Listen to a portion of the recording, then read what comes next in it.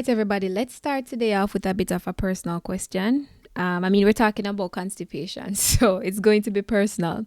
Question is, how many times a day do you poop? How many times a day do you poop? I was talking to a friend a couple months ago and we were talking about health and nutrition and whatnot. And so I asked her, I was like, how many times a day do you poop? And she was a bit confused. And then she laughed and she's like, how many times a day? Do you mean how many times a week? And she said she went to the bathroom every few days.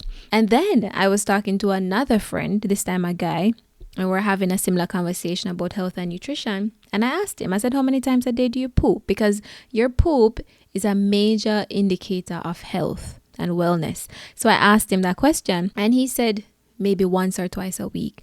And I was blown. I was absolutely shook to my core.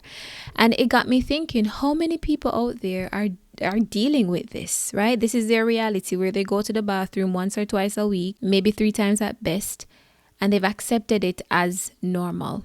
You know, this is just what I do. This is just how my body works. So I want us to have a conversation about constipation today. And I'm going to break this down into segments so that you can walk away from here knowing everything you need to know about constipation. We're going to talk about the symptoms of constipation. What exactly constitutes constipation? And then we're going to move on. We're going to talk about the causes. What is it that you're doing or not doing that could be contributing to this chronic constipation that you're dealing with? And then, of course, to end things off, we are going to dive into the many different treatments for constipation. And hey, we're not going to talk about laxatives. You already know laxatives are out there. If you have listened to my first episode, I know this is only the second episode, but as you listen to my episodes, you will realize that there's this common theme, and that is we don't do quick fixes. Right? Sometimes a laxative really helps and it really comes into play if you need immediate relief. But we want to focus on lifestyle changes that will not just keep constipation at bay, but also changes that are going to make your GI system, your whole digestive system a lot healthier.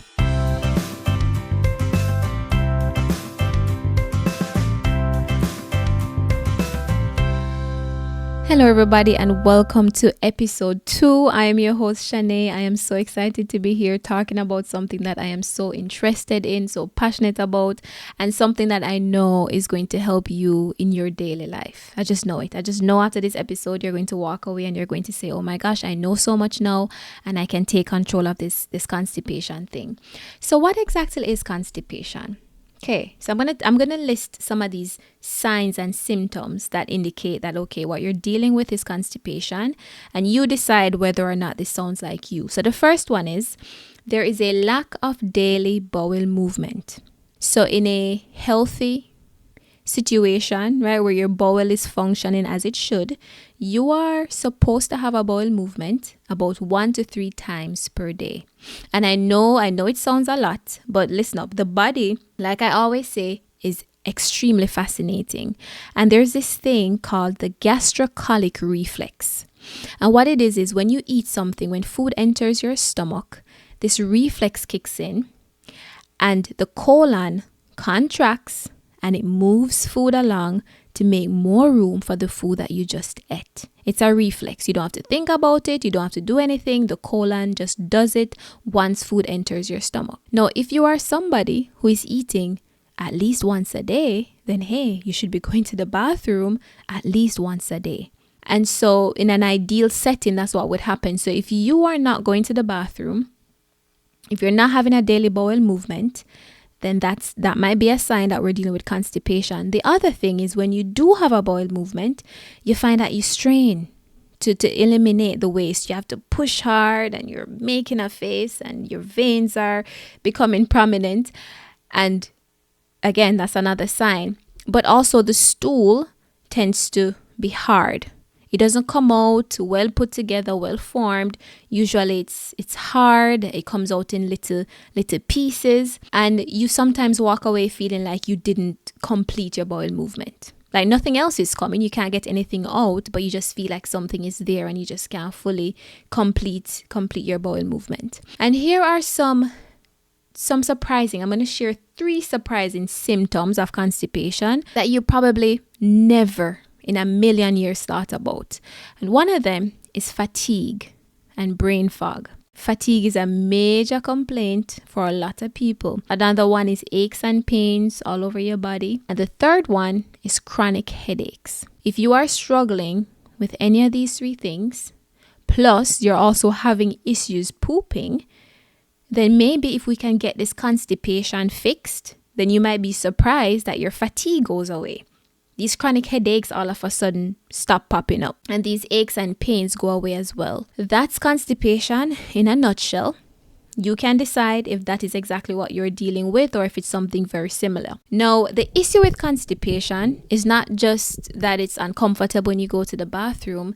The main problem is that when poop is just sitting there in your colon, in your body, it's leaving your body in a toxic state. And I'm not saying this to scare you or to freak you out or whatnot. I'm just trying to explain to you the urgency here, right? The food that your body has no use for is no longer food, right? It's now become waste. Your body doesn't have any need for it. If it did, it would have absorbed it or whatnot. It's time now for it to get out of your body. And the longer it sits there, the more toxic it becomes. So we want to get this constipation under control. So in order to get your constipation under control, I first want you to try and do some detective work and figure out what's causing the constipation to begin with.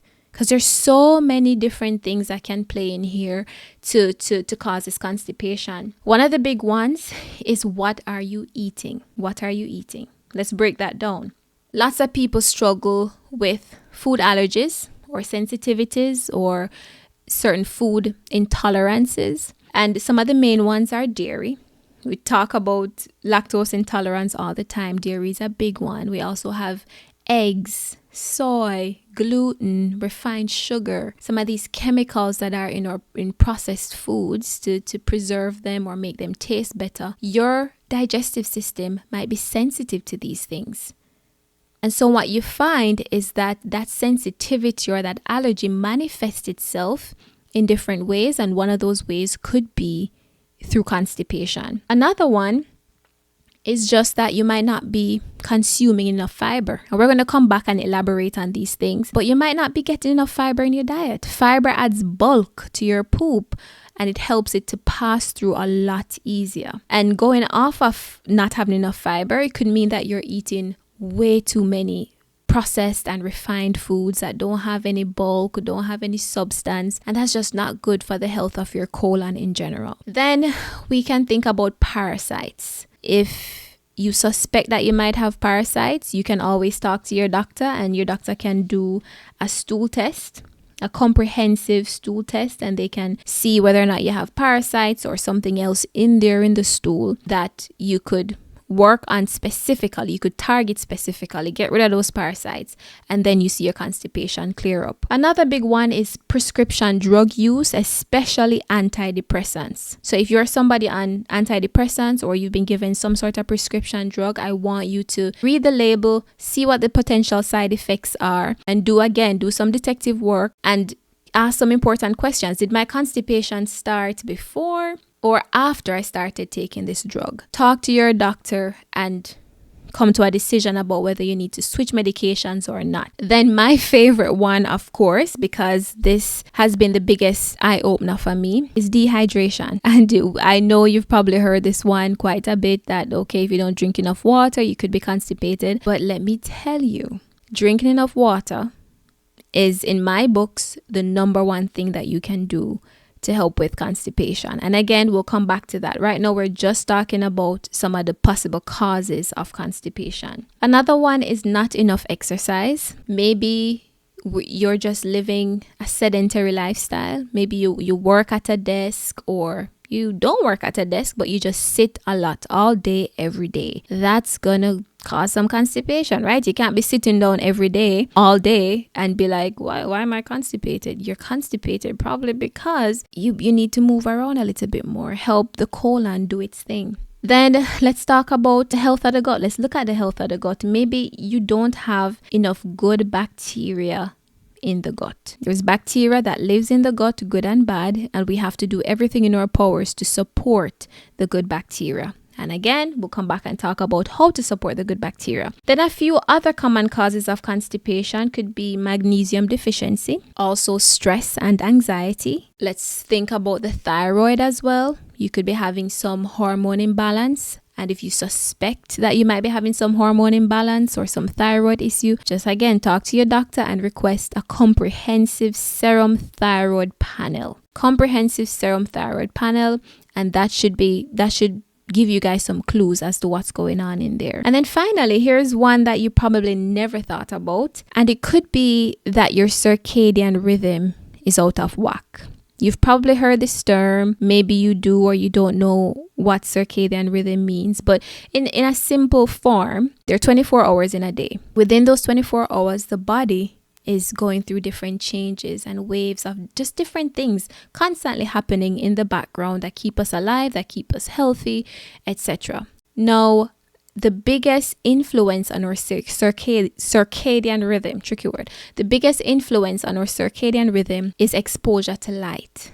We need to get enough light and we need to get the right kind of light. I mean, light coming from the sun, not blue light from our phones. And so when you wake up in the morning and you open your curtains and the light hits your eyes and your skin, that tells the body, hey, it's morning time. And the body starts doing its thing, right? It starts producing and sending out certain hormones and different messages throughout the body. And then, of course, as the day passes by, different changes take place. Now, here's the thing. It helps when we kind of have a routine.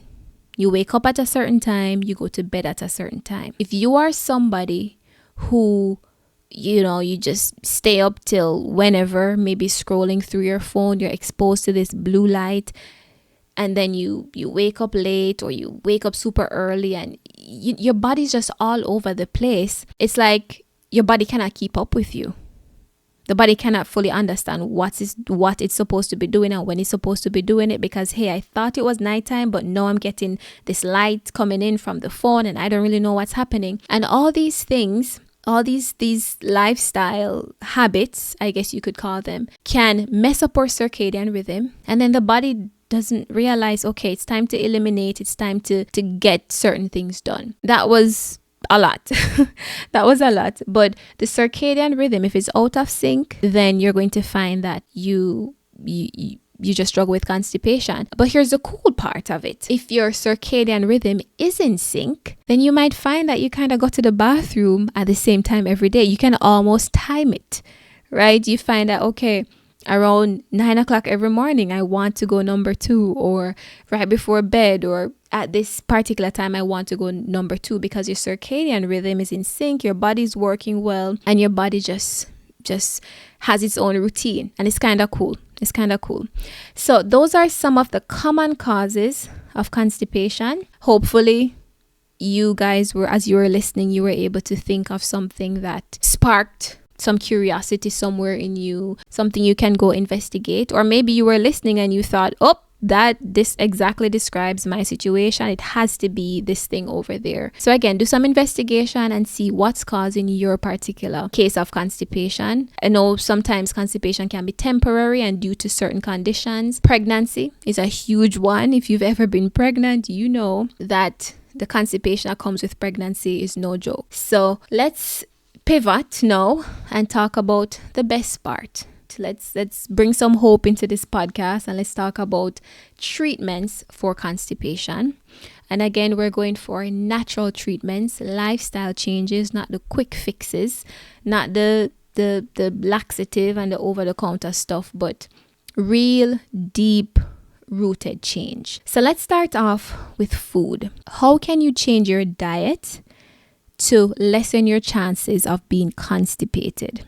Now, we touched on this earlier. We have to consume fiber. Now, you'll find fiber in fruits, in vegetables, in whole grains, in nuts, in seeds. I like to tell people, when you go to the grocery store to do your shopping, if you shop at the grocery store, try to shop the periphery. Try to get majority of your food from the periphery of the grocery store, from against the wall. That's where you're going to find the fresh fruits and the vegetables. And then when you go into the aisles for the rest of the things, hopefully a smaller percentage of your groceries come from the aisles, you're focusing on getting the whole grains, the nuts and the seeds. And all these things, this fiber, like I mentioned earlier, is going to add bulk to your stool and allow you to pass your stool more easily. And then I want you to try to avoid very refined processed foods if you can. And you can. I believe you can.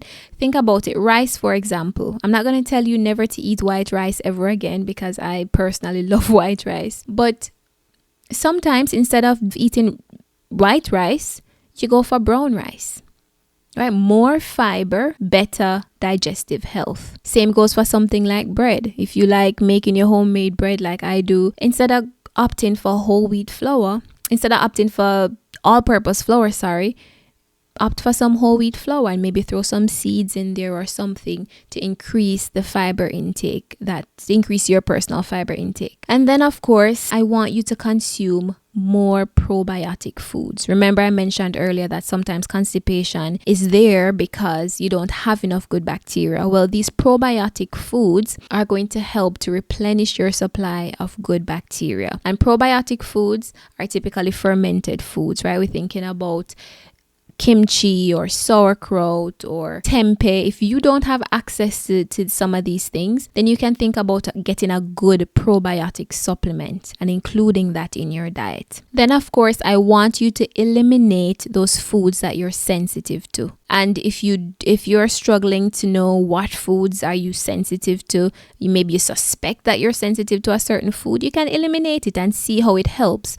But to get a little bit more guidance, you can also talk to your doctor again and request an IgG food sensitivity testing. So the IgG food sensitivity testing can help you see what foods might be a trigger for you, might cause some issues for you. So instead of omitting all these different foods, you can have a better idea, right? You can just zone in on a few, eliminate those and see if they help to alleviate any of your symptoms. You can also think about adding ground flaxseed or chia seeds to your meals, whether your salads, your smoothies, your cereal, whatever it is that you can find. You just add some chia seeds and some flax seeds to your meal. Just a quick note on chia seeds. If you've used chia seeds before, if you're going to use a good amount of chia seeds, it's best to soak them first before you consume them because chia seeds absorb a lot of water. So you don't want to eat the chia seed raw or dry and then have it absorb all this water from your system.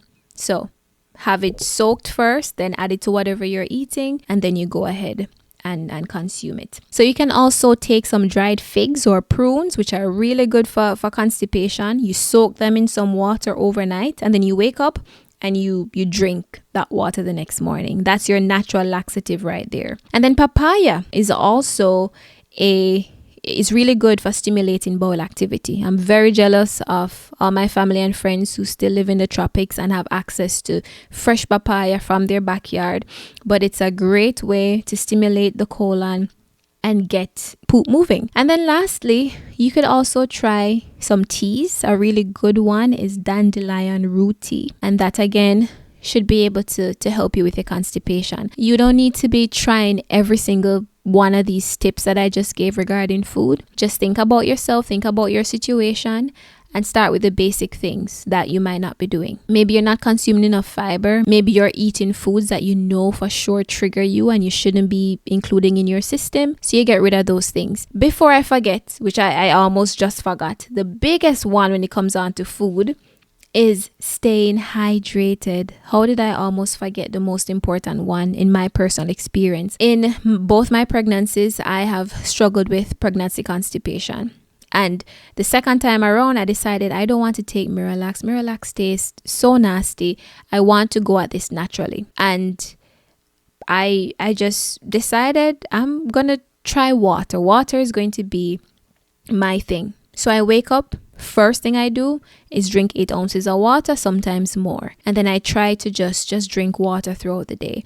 And I find that if I go a day without consuming enough water, then I struggle to go to the bathroom.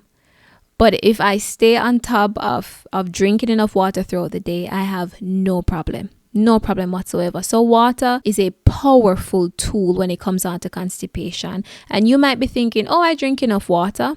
But really think about it, right? A good rule of thumb is that we should drink half our body weight in ounces. So for easy math, if you weigh 100 pounds, you should be drinking 50 ounces of water every day. Right? If you weigh 200 pounds, you should be drinking about 100 ounces of water every day. And I will add just a word of caution when it comes to water. You want to be careful. I don't want you to go out there and be like, I always forget to drink my water. I remember now, so I'm just going to drink a whole gallon of water. No, that's actually dangerous. It can be fatal. So please don't go chugging a whole gallon of water at once. Just space it out, 8 ounces here, 8 ounces there. And before you know it, you would have consumed enough water for the day. So again, when it comes on to these remedies, they're not quick fixes. So don't just try it one day and then give up. Just keep at it. We're making lifestyle changes here, right? Permanent changes that are objectively good for our health. So don't give up. And just before we jump into our last set of natural treatments for constipation, I have to talk about supplements real quick. Supplements can be very helpful. If you can, turn to food for all your needs, but sometimes supplements do come in handy. You could consider taking a magnesium supplement because, as I mentioned earlier, magnesium deficiency can cause constipation. You could think about drinking aloe vera juice, 2 to 4 ounces or so, once a day. You can also look into slippery elm or marshmallow root. And then you can also think about taking a vitamin C, a good vitamin C supplement. Vitamin C is incredible when it comes on to constipation. And to my pregnant women out there who are struggling with constipation, think about and talk to your OB about taking a really good vitamin C supplement that could help you with the constipation, help you with some of those hemorrhoids if you're dealing with that, which is very possible if you're dealing with constipation. So let's finish up and let's talk about other lifestyle treatments for constipation. First of all, we have to increase our exercise. We live in a sedentary age right now where lots of us, we have desk jobs, or we work from home, or even if we don't work from home and we have a ton of free time, we find that we sit a lot. And sitting is terrible for constipation. So I'm not going to tell you to go out there and start working out and sign up for a gym membership, but start small. If you're somebody who sits down a lot, start with the goal of just sitting less, right? You instead of sitting down to work, you might get a standing desk, or you just move about a little bit more. That movement helps the colon in passing that waste along. You can also, after you're done listening to this episode, go and research some exercises or yoga poses that you can use to help relieve constipation. I'm sure you'll find tons of videos out there with different things you can try. And talking about poses, you could also consider getting a squatty potty or a stool for your bathroom to help raise your knees. It kind of gets you in a squatting position when you're on the toilet to poop. It may help you with your constipation, but even if it doesn't help immediately, it's quite often a more comfortable position for your body to be in when you poop. And some people say we should think about toddlers, for example. If you've been around toddlers, or if you've had a toddler child, you will notice that when they're pooping in their diapers, they tend to stoop, right? They tend to get in a squatting position to poop. And I love looking at children, especially young children, as like a benchmark of how humans are or how humans operate in their natural state, right? I think we can learn so much from children in that way. Squatting to use the potty helps to align the colon a little bit better and helps the poop pass more easily. So just try it out and see if it works for you. Next up, you can consider doing a colon massage. Maybe once a day or so, you try massaging your colon and make sure you follow the line that your colon goes. Follow the line of the poop then. So you massage coming up your right side because the colon comes up or ascends on the right. And then you massage going across. The colon is somewhere across the belly button. For some people, it might be right below, right above, or right behind. So just that general area. And you massage it heading towards the left. And then once you get to the left side, you massage going down.